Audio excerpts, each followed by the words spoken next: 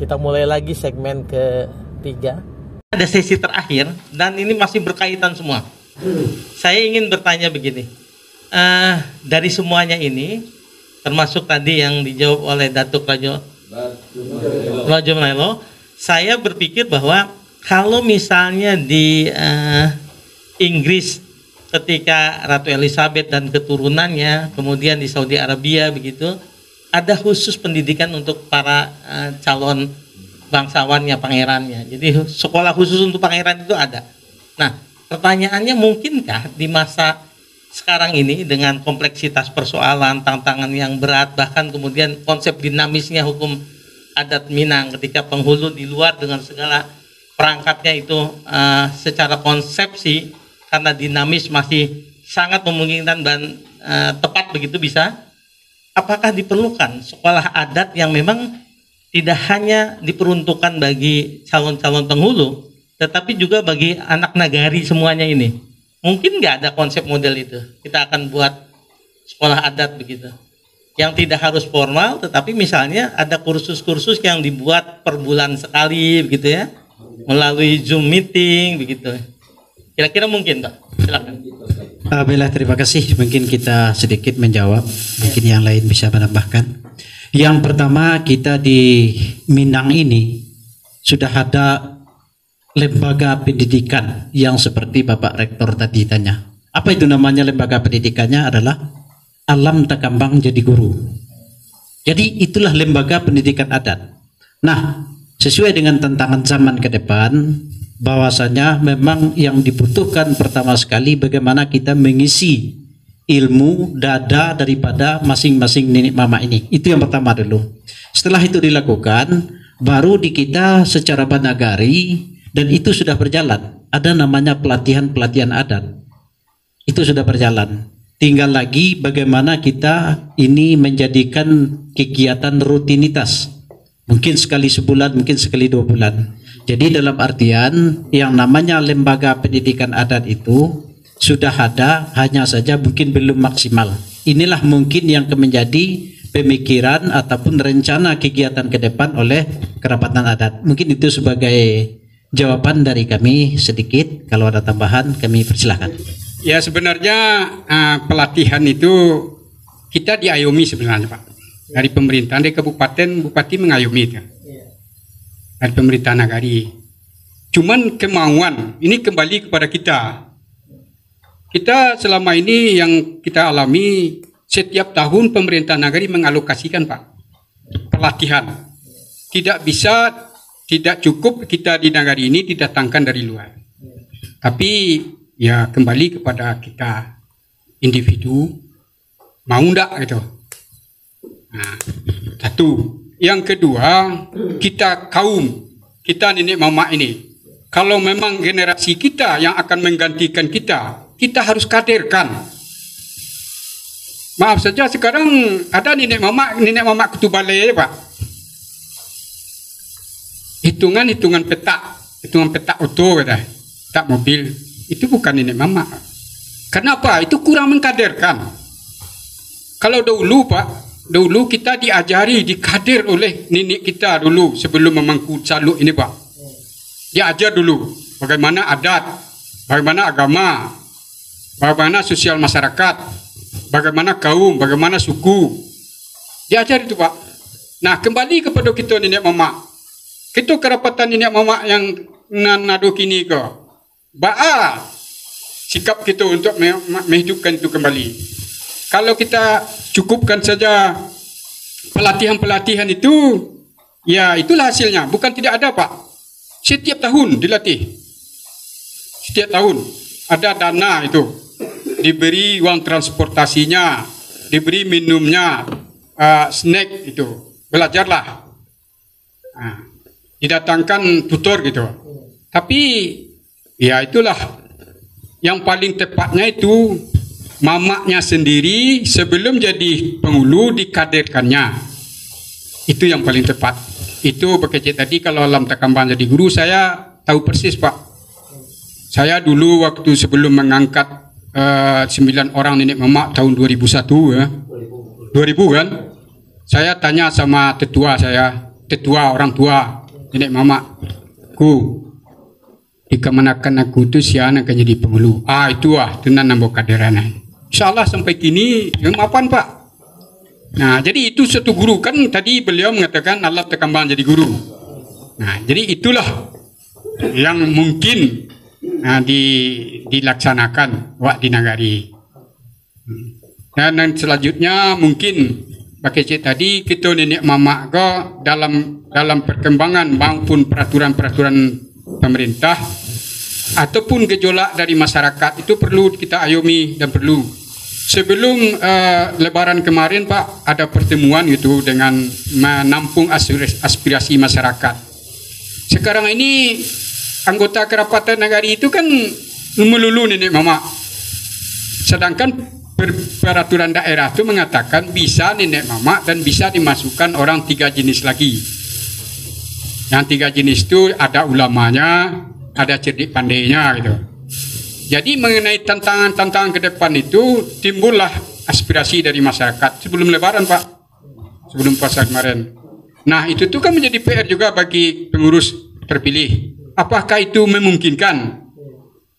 Sebab tadi kita nenek mama ini kan hanya baru kata adat, seorang nenek mama tahu dengan adat, tahu dengan syarat.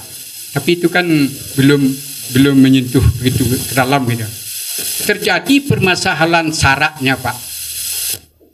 Nanti kita harus jadi hakimnya dari luar kerapatan. Jadi Perda Tanah Datar nomor 4 2008 itu memungkinkan ada orang 3 jenis di dalam kerapatan itu. Apalagi kalau Perda Sumatera Barat nomor 7 itu diturunkan oleh Perda Tanah Datar, nanti yang begitu komplit tugas dan tupoksinya itu memerlukan Pak. Itu memerlukan. Jadi harapan kita ke depan Bu itu dicerna apa mungkin, apa mana. Nah, mungkin itu Pak sebagai tambahan. Ya, mungkin tambahan Pak Rektor dengan pertanyaan Pak Rektor tadi, mungkinkah nenek mama membuat atau membuka sekolah adat? Jadi kami menjawab di nenek mama sesuai dengan sistem pemerintahan Baliak Kanagari. Jadi sistem Baliak Kanagari, Baliak Kadek Lamu Pusaka Usang, Baliak ke Surau. Di Surau itu kami nenek mama orang tua kami itu banyak mengajarkan. Namanya orang Minang, patwanya takile ikan dalam laut lah jalih jantan jebatino. Alun dimakan rasul tiba dalam tubuh. Di situ tuh kami pelajari. Sampai saat ini kami tidak ada sekolah adat, tapi yang di Surau kami warih yang kami jawe, pusako yang kami terima, yang kami paturun panaya dari nenek ke kami itu masih kami tradisikan. Jadi ada kami di Surau, ada di satu tempat itu anak kemanakan ini diajar semacam patatah patitih, kato maleriang kato manata itu diajar di situ. Jadi kalau orang Minang kalau nyoba bicara itu kan ndak langsung tuju, nyo maleriang. Jadi ndak 7 poin. Jadi di situ diajarkanlah di Surau itu di rumah tanggo di satu tempat itu diajarkan yang kato maleriang, kato mandata, kato manaki, kato manut itu diajar di situ. Jadi walaupun kami tidak ada nenek mama membuka sekolah adat, tapi tradisi yang kami yang kami terima terus kami jalankan sampai saat ini. Jadi kalau barale itu Pak Rektor itu secara adatnya itu kan ada patatah patitihnya. Nah, kalau orang Minang itu kan ada patatah patitihnya, ada yang lamaran, ada yang ale-ale segala macam itu kan ada patatah patitih. Di situ kan diajarkan. Kalau sampai saat ini yang namanya dari pemerintah, yang dari Nagari belum ada sekolah adat, tapi dari individu, dari golongan dan dari kaum itu terus tradisi itu jalan. Jadi disitulah kami mengajarkan kepada anak keponakan bahasanya hidup bermasyarakat begini caranya, terhadap mama begini caranya, terhadap pengulu begini caranya. Di situ diajarkan anak keponakan. Jadi ada semacam surau. Di surau itu ada yang basilik, ada yang basilik lidah. Jadi yang basilik lidah itu itulah cara berbicara itu. Orang Minang itu kalau berbicara dia melereng, jadi orang kena bicaranya, tapi udah lama baru teringat. Udah lama baru teringat bahasanya orang itu kasar, tapi kasarnya itu halus bahasanya, kata kiasan. Jadi itulah Pak, mungkin sampai saat ini kalau yang namanya sekolah adat secara struktur dari pemerintah belum ada, tapi yang tradisi itu yang kami terima dari nenek-nenek kami, dari orang-orang tua-tua kami, itu masih kami jalankan sampai saat ini. Mungkin itu Pak Rektor tambahnya. Pak, maksud mungkin tidak menyentuh. Kalau menurut saya perlukah sekolah adat diadakan, begitu kata Bapak. Kalau dengan tantangan zaman Pak, dengan kemajuan zaman yang tidak sesuai dengan hukum adat Minang, apalagi dengan hukum adat daerah-daerah lain Pak, kalau saya rasa perlu Pak, perlu sekolah yang sekarang ada dibantu, tapi kan tidak tertuju khusus Pak, hanya semacam bantuan-bantuan, itu pun tidak maksimal, itulah Pak. Kalau semacam ini terus, pemerintah atau kita semua, kata Bapak Dr. Lama tadi, tidak sepenuh hati, anak muda kita sekarang Pak sudah dipengaruhi oleh kemajuan-kemajuan yang sesuai dengan hati beliau Pak.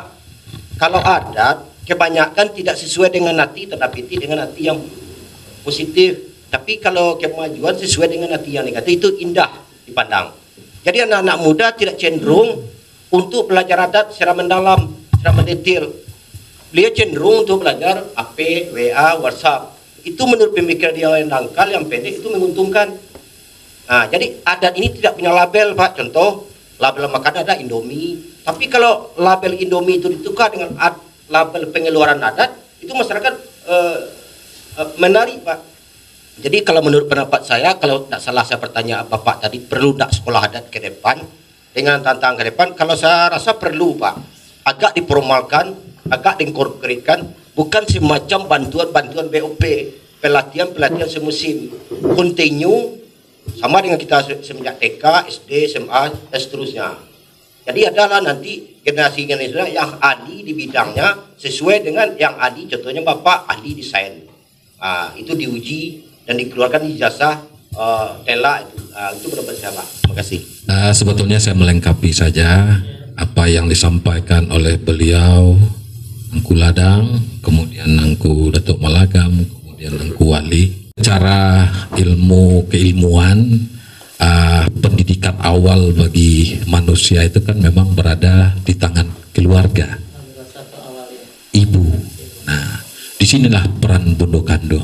Apa yang saya maksudkan, memang berat tugas daripada kerapatan adat nagari ke depan. Sampai ke situ pun menjadi tanggung jawab bagaimana sesuatu yang tidak menarik lagi, sesuatu semangat yang sudah mulai pudar di lapisan kalangan masyarakat adat itu sendiri, itu yang kita coba untuk membangkitkan. Kalau dulu saya masih teringat waktu kecil, itu di saat saudara laki-laki ibu kemudian ke rumah, kita mungkin agak bertingkah sedikit, merengek atau meminta sesuatu, itu kalau terdengar saja batuknya di halaman Pak, berhenti itu nangis Pak. Begitu kewibawaan daripada seorang mama di dalam rumah tanggunya gitu. Tetapi sekarang ya mungkin itulah tantangan kita. Anak-anak kita aja sekarang disuruh sholat, disuruh mandi, kalau lagi asik main HP, ntar dulu Pak, kan begitu Pak Rektor. Artinya apa? Ini perlu kerja bersama Pak, ini perlu kerja keroyokan. Artinya jangan ditumpangkan dan pemengulu saja, nenek mama saja, tetapi harus ada kerjasama yang masif, karena ini menyangkut nilai Pak. Kalau fisik rasanya membangun fisik 6 bulan kelihatan, kita bangun gedung 6 bulan, 8 bulan selesai udah. Tetapi untuk membangun karakter dan nilai ini bukan pekerjaan gampang. Nah, artinya secara pendidikan alhamdulillah dengan kebijakan pemerintah memasukkan muatan lokal ke dalam kurikulum, itu rasanya perlu kami apresiasi dari pemangku adat. Tetapi mungkin itu masih menyentuh kulit-kulit luarnya saja karena memang ada keterbatasan waktu di situ. Nah, jadi ke depan jawabannya ini memang harus menjadi pertimbangan dan target yang harus kita capai, Pak. Kalau memang Sumatera Barat, Minangkabau harus dikembalikan kepada bentuk pemerintahan nagari yang usali. Adat Basandi Sarak Basandi Kitabullah. Tidak lain tidak bukan, pendidikan harus menjadi prioritas utama untuk meningkatkan sumber daya kapasitas daripada masyarakat adat itu sendiri. Dan terakhir, permintaan kepada kita yang bersama, jadilah kita tiru tauladan di dalam rumah tangga, di dalam kampung, di dalam suku, dan di dalam nagari. Itulah kira-kira harapan kami bersama, Pak. Mudah-mudahan ini mendapatkan ridha dan keberkahan dan dukungan moral maupun material dari stakeholder yang ada. Makasih Pak Rektor. Iya, terima kasih. Tidak terasa pertemuan kita hampir 40 menit. Para anggu yang saya muliakan, ini kesempatan yang tidak hanya berharga bagi kita pribadi, saya pribadi, tetapi juga ini adalah momentum untuk benar-benar kembali ke nagari itu dalam arti yang sesungguhnya. Nagari yang usoli, nagari yang kapah, gitu ya. Yang Angku sebutkan selalu, mudah-mudahan baldatun thayyibatun warbun ghafur dalam posisi kenagarian andaleh minimal, itu bisa kita peroleh, bisa kita capai. Sahabat pembelajar, banyak pesan. Saya tidak mampu mencatatnya satu demi satu, tapi yang pasti satu, hukum adat Minangkabau ini sangat dinamis. Ketika kita menggunakan adat itu justru terbarukan terus. Berbeda ketika kita menggunakan baju itu pasti usang ketika dipakai. Itu catatan pertama. Catatan yang kedua, bahwa hukum adat yang sangat dinamis itu tentu saja harus diisi oleh pemangku adat yang mempunyai kompetensi, dan itu diperoleh dari pendidikan yang bermula dari keluarga inti, dari keluarga naik kemudian kepada kampung kemudian ke nagari. Nah, peran yang ketiga yang tidak kalah pentingnya adalah peran kita semua stakeholder. Saya senang sekali, berbahagia ketika pagi tadi di hadapan kita pengukuhan itu hadir Bupati yang diwakili oleh langsung Kepala Dinas DPM, Dinas Pemberdayaan Masyarakat dan Desa yang ngurusin nagari, kemudian anggota DPRD yang memang berasal dari nagari Andaleh ini, lalu kemudian salah satu rektor di kampus kita di Sumatera Barat yang kebetulan katanya sih pernah membina. Nah, kita mudah-mudahan itu representasi dari niat baik kita untuk terus bernagari, karena nagari satu-satunya atau salah satu di sekian banyak entitas masyarakat adat di Indonesia yang masih terus akan lestari. Sampai ketemu di kanal Otong Rosadi berikutnya, mudah-mudahan ada manfaat. Saya tentu merasa banyak kekurangan. Assalamualaikum warahmatullahi wabarakatuh. Terima kasih.